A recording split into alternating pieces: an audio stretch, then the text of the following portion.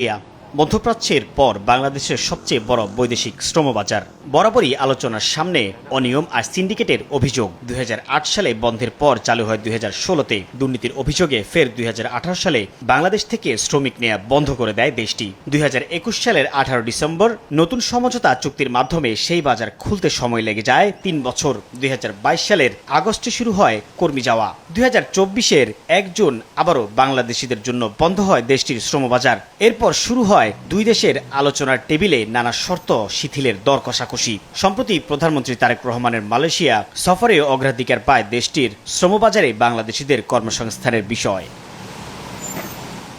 দুই দেশের সরকারের মধ্যস্থতায় আইনি জটিলতা শেষে শ্রমিকদের জন্য দ্রুতই মালয়েশিয়ার বাজার উন্মুক্ত হবে বলে প্রত্যাশা করছে বায়রা দুই সরকার আলাপ আলোচনা করে যে সিদ্ধান্ত নেবে যে পদ্ধতি ঠিক করবে ডেফিনেটলি আমরা সেই পদ্ধতিতেই আমরা লোক পাঠাতে চাই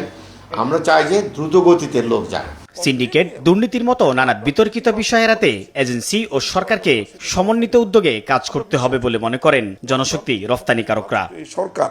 রিক্রুটিং এজেন্ট এবং সেক্টরের প্রতি ইতিবাচক একটা ভূমিকা নেবে আমরা সম্মান স্বীকৃতি পাব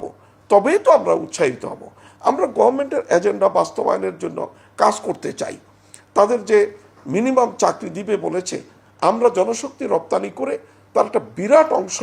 সেখানে কাউন্ট হতে পারে আশার পালে যখন হাওয়া লাগছে তখন অর্থনীতিবিদরা সতর্ক করছেন কর্মী পাঠানোর প্রতিটি ধাপে স্বচ্ছতা ও জবাবদিহিতা নিশ্চিত না হলে ভেস্তে যেতে পারে আগামী 5 বছরে বিদেশে 1 কোটি মানুষের কর্মসংস্থান তৈরি করতে দেয়া সরকারের নির্বাচনী ইস্তেহার সরকার যদি প্রতিশ্রুতিবদ্ধ হয় যা এমন একটা সিস্টেম চালু করবে ফলে শ্রমিকের অভিবাসন খরচ কমে আসবে এটা কিন্তু সরকারের হাতে আমি মনে করি এমন সম্ভাবনা শঙ্কার মধ্যেই সমসংবাদকে দেয়া সাক্ষাৎকারে প্রবাসী কল্যাণ প্রতিমন্ত্রী জানান 1 থেকে 2 মাসের মধ্যে বাংলাদেশিদের জন্য মালয়েশিয়ার শ্রমবাজার খোলার আশার কথা যেখানে কর্মী যাবে বিনা খরচে জয়েন্ট ওয়ার্কিং কমিটির মিটিং করে 2-1 মাসের মধ্যে সমাধানে পৌঁছানো যায় তাহলে তো 2-1 মাসের এটা ওপেন হয়ে যেতে পারে প্রতিমন্ত্রী জানান এবার মালয়েশিয়া রিক্রুটিং এজেন্সি বাছাই করবে বাংলাদেশ মালয়েশিয়ান কর্তৃপক্ষ হচ্ছে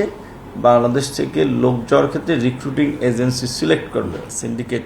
সেই দায়টা তো আমাদের উপরে আসে তো আমরা এই চুক্তির এই ধারাটাকে সংশোধন করার জন্য জয়েন্ট ওয়ার্কিং কমিটিতে বলা হয়েছে এবং এখানে মালয়েশিয়ার প্রধানমন্ত্রী বলেছে জিরো কস্টে আপনার যেন লোক যেতে পারে 2024 সালে মালয়েশিয়ায় যেতে না পারা 7,873 জন কর্মীকে পাঠানোর জন্য সরকারি সংস্থা বয়োসেলকে দায়িত্ব দেয়া হলে এখন পর্যন্ত প্রায় 3,000 যেতে পেরেছেন বাকিদের ব্যাপারেও আলাদা সিদ্ধান্ত নেয়ার তাগিদ খাত সংশ্লিষ্টদের সাইফুল ইসলাম সময় সংবাদ ঢাকা।